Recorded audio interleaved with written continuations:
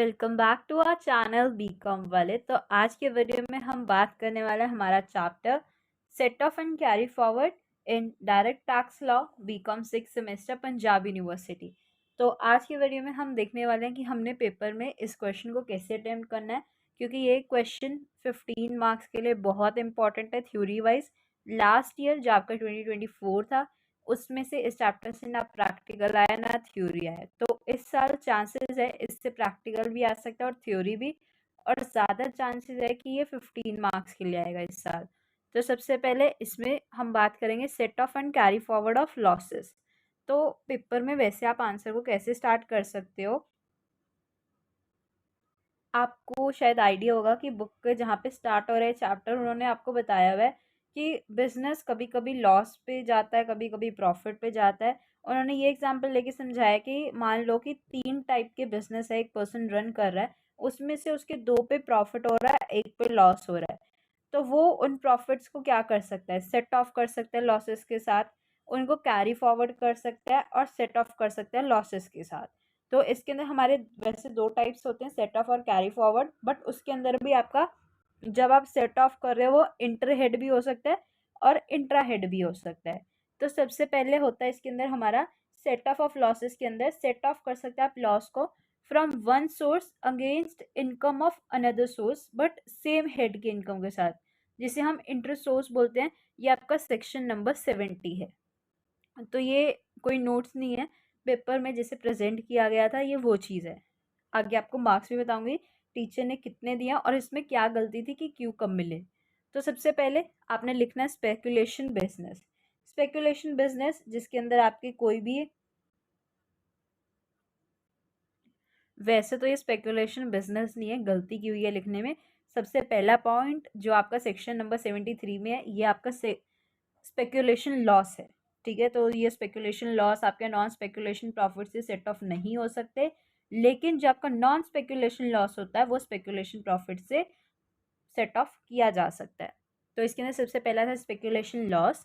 फिर है आपका लॉस एक एग्जम्प्टेड सोर्स ऑफ इनकम से, लॉस किसी स्पेसिफाइड सोर्स ऑफ इनकम से जैसे आपका gambling, sale of securities, long term capital loss, loss हो सकता है in respect of casual income, loss हो सकता है जिसको आप सेट ऑफ नहीं कर सकते, सेक्शन 56 सबसेक्शन 2 कोई भी सेट ऑफ नहीं कर सकते आप लॉस अगेंस्ट डीम्ड इनकम। जो आपके सेक्शंस है 68 69A 69B 69C। तो लॉस जो भी आप ओइंग एंड मेंटेनेंस है रेस हॉर्सेस में। फिर सेकेंड चीज जो इसके अंदर आती है जिसके अंदर आपने सेट ऑफ करना है लॉस को एक हेड से against income of another head लेकिन सेम असेसमेंट ईयर में, जिसको हम इंटर हेड सेट ऑफ बोलते हैं, जो हमारा आउटसाइड हेड होता है। तो इसके अंदर आपका सेक्शन 71 के अंडर होता है ये। सबसे पहला स्पेकुलेशन लॉस ही है, बिजनेस नहीं है। फिर आपका बिजनेस या फिर प्रोफेशन के केस में इसके अंदर भी आपका एक्सपेंसेस जो ओइंग एंड मेंटेनेंस है रेस हॉर्सेस में।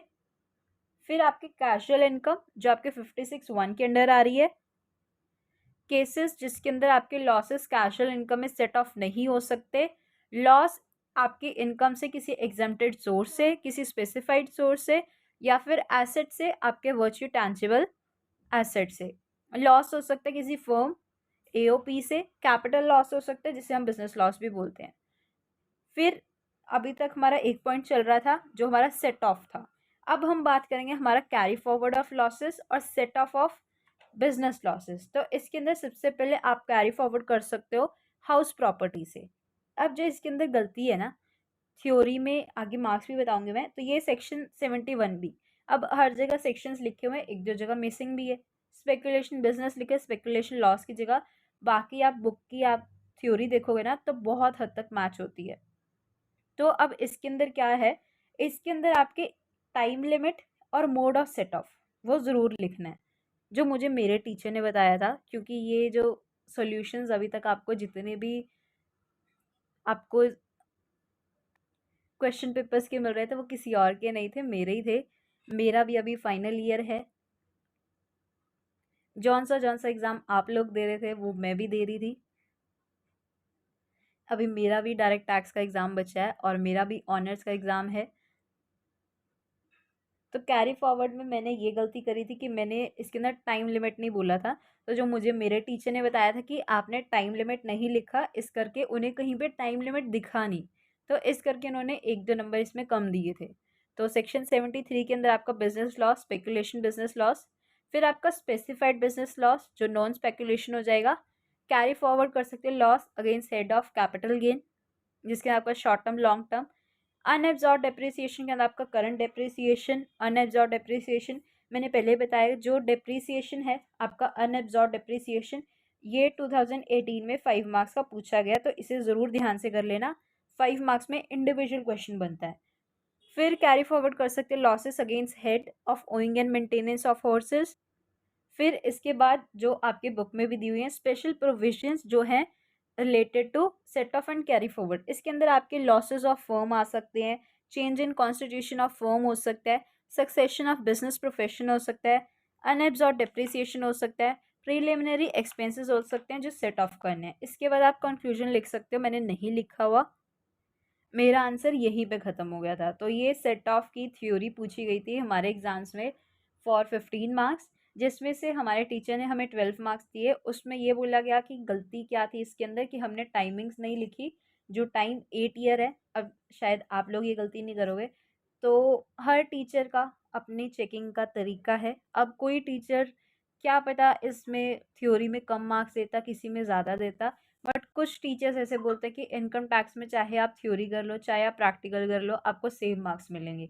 तो अब मैं जो मुझे सुनने को मिला टीचर से या जो मुझे बताया गया मैं सिर्फ वो बता रही हूँ। अब हर कॉलेज के हर टीचर कुछ ना कुछ अलग चीज़ बताते हैं। आई होप आपके भी टीचर्स कुछ और बताते होंगे, और अगर आपके फ्रेंड्स किसी और कॉलेज में हैं तो उनके टीचर्स ने कुछ और बताया होगा। तो ज़रूरी नहीं होता कि कोई टीचर सेम मार्क्स दे हर सब्जेक्ट के या किसी भी आंसर को।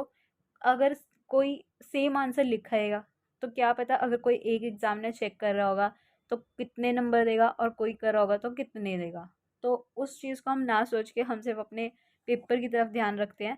अब ये सेक्शन सी की थ्योरी, सेक्शन सी ये बेसिकली यूनिट 1 ही था हमारे एमएसटी में। तो इसके अंदर हमसे सेक्शन 80D पूछा था, जैसे हमारे फाइनल्स में क्वेश्चन बनता है। सेक्शन डी हमारे डोनेशन से रिलेटेड है। तो सबसे पहले किस किस पे अप्लाई होता है, सबसे पहले तो रेसिडेंट होना चाहिए। इसके आपके मेडिकल इंश्योरेंस होते हैं, चेकअप्स होते हैं बाय सेंट्रल गवर्नमेंट, डिसेबिलिटी के अंदर भी होता है इसके अंदर। तो सबसे पहला होता है medical insurance policy spouse children या सेल से, तो उसके अंदर आपका अमाउंट होता है 25,000 या फिर विच एवर लेस। पेरेंट के केस में 25,000 विच एवर लेस, HUF में भी 25,000 और विच एवर लेस। लेकिन सीनियर सिटीजन के केस में 50,000 या फिर आपका जो अमाउंट टैक्सेबल है विच एवर लेस। और अगर नॉर्मल सिटीजन है तो उसके लिए 25,000 है, और सीनियर सिटीजन के लिए 50। मेडिकल इंश्योरेंस पॉलिसी आ जाएगी, प्रिवेंटिव हेल्थ चेकअप्स आ जाएंगे इसमें, insurance under central government overall health के लिए, और स्पेशल प्रोविजंस जो रिलेटेड हैं for the schemes of central government. Section DD80 किसके लिए है, ये डेफ और डम्ब पीपल की डिसेबिलिटी के लिए है, जिसके अंदर जो आपकी डिसेबिलिटी है वो कंफर्म होनी चाहिए कि पर्सन उसके लिए लाइबल है या नहीं है। आपके HUF इंडिविजुअल दोनों होंगे। इसकी केस में भी रेसिडेंट होना इंडिया का ज़रूरी है, मेडिकल सर्टिफिकेशन होनी ज़रूरी है। तो इसमें ये बड़ी चीज़ें हैं कि अगर आपकी 40% से कम डिसेबिलिटी है तो आपको कुछ भी नहीं मिलेगा। 0 से 40% है तो उस केस में 75,000 होगा। 40 से 80% है तो आपका 1,25,000 होगा। अगर एक पर्सन है उसकी वेरिफिकेशन होएगी तभी उसको कोई भी सर्टिफिकेशन प्रोवाइड होएगी। तो जो बेसिक है अमाउंट्स है उन्हें ज़रूर अंडरलाइन कर देना, क्योंकि इसके अंदर कुछ भी लिखा होता है बट टीचर सबसे ज़्यादा एम्फेसाइज उस पर करता है जो हमने हाईलाइट किया होता है। अगर नहीं किया होता तो फिर टीचर ढूंढता है। तो CCD इसके आपके हाईली जो भी रिस्की डिजीजेस हैं जैसे HIV कैंसर, तो उसमें आ जाएंगे, हार्मोनिक डिजीज़ आ जाएगी, एड्स आ जाएगी, कैंसर।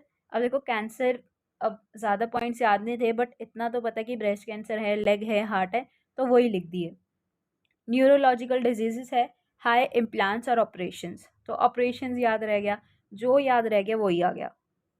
इसमें भी सेम ही रहेगा, नॉर्मल पर्सन के लिए 40,000 है या फिर जो भी अमाउंट आपका स्पेंड है, तो जो कम होगा वही हो जाएगा। सीनियर सिटीजन के केस में 1 लाख है, या फिर जो अमाउंट स्पेंड हुआ जो भी कम है। डी जो सेक्शन 80 ई है वो एजुकेशन, ई से एजुकेशन है हमारा। इंडिविजुअल और एचयूएफ रेसिडेंट होना चाहिए, कोई मैक्सिमम लिमिट नहीं है। वोकेशनल एजुकेशन के लिए होना चाहिए। लोन चैरिटेबल इंस्टीट्यूशन से लिया हुआ या फिर फाइनेंशियल इंस्टीट्यूशन से हायर एजुकेशन के लिए यूज होता है। और लास्ट में यही लिखा हुआ है कि एजुकेशन इज एवरीवन्स राइट, और जो भी टोटल इन्वेस्टमेंट है उसको आप ले सकते हो प्राइवेट इंस्टीट्यूशन से या फिर चैरिटेबल इंस्टीट्यूशन से।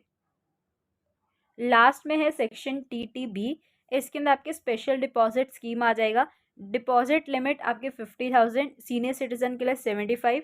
बुक के अंदर जितने भी रिडक्शन है ना उसमें 95% तक सब में नॉर्मल सिटीजन के लिए 50 और सीनियर के लिए 75। ये बहुत सारी LIC वगैरह बहुत चीज़ों में यही है जो बेसिक की बात करेंगे। RBI special bank 10,000। Tax payer liable है अगर डिडक्शन है, तो ये तो खुद से ही बना के लिखा हुआ है कुछ भी। बेसिक तो इसमें से अमाउंट्स ही हैं। इस क्वेश्चन में टीचर ने 14 मार्क्स दिए हुए हैं। मुझे भी पता है कि 14 मार्क्स के लायक नहीं है बंदा, मतलब ये 15 मार्क्स का ही था। जो शॉर्ट क्वेश्चन थे 5 मार्क्स वाले, मतलब मैंने पूरा पेपर थ्योरी अटेम्प्ट किया हुआ है। जो हमारे 5 मार्क्स में थे वो बेसिक ये क्वेश्चंस थे कि 10 सेविंग्स और एक्सपेंसेस डिडक्शन 80C में।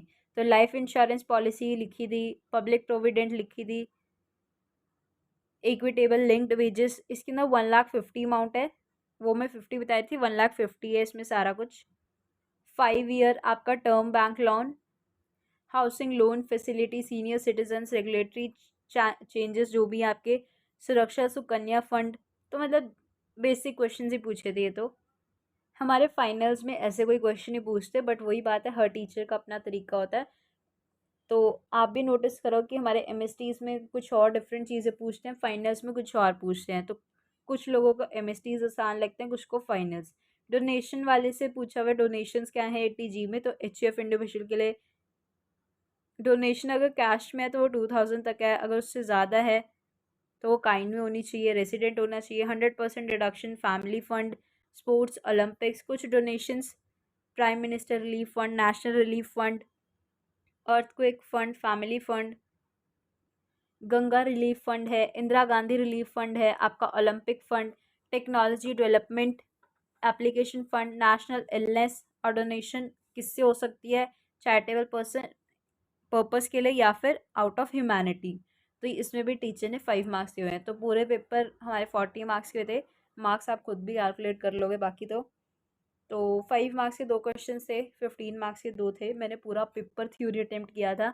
अब मुझे भी पता है अगर हम किसी और सब्जेक्ट की भी बात करेंगे तो थ्योरी अगर हम अटेम्प्ट करते फाइनल्स में इतने मार्क्स नहीं मिलते।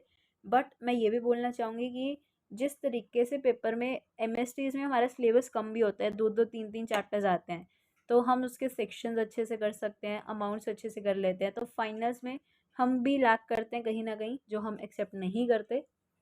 तो वो भी फ़र्क आ जाता है जिस करके हमारे MST में ज़्यादा मार्क्स आते हैं, या कुछ कॉलेजेस में तो MST को इतनी इंपॉर्टेंस है भी नहीं है। तो अभी के लिए हमारे 2 क्वेश्चन इंपॉर्टेंट जो 15 मार्क्स में पूछता है। एक एग्रीगेशन ऑफ इनकम रह गया, अगर वो क्वेश्चन भी कर लिया तो हमारा 15 मार्क्स में